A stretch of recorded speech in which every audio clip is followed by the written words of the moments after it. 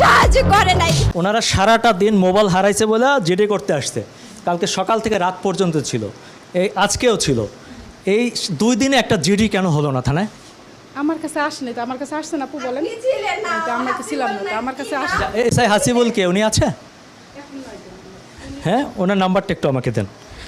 মানে একটা শোনেন আপা, একজন প্রতিবন্ধী না, সে যদি এখানে সেবা না পায়, এটা তো হওয়া উচিত না।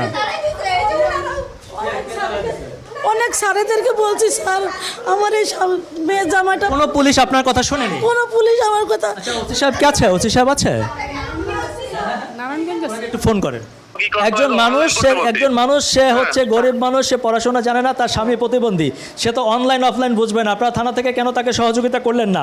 মাননীয় প্রধানমন্ত্রীর নির্দেশ আছে যে প্রতিবন্ধীদেরকে সর্বোচ্চ প্রায়োরিটি দিতে হবে, যে কোনো জায়গায় তাদের যাতে প্রতিবন্ধকতা না হয়, তাদের কাজ সবার আগে হবে।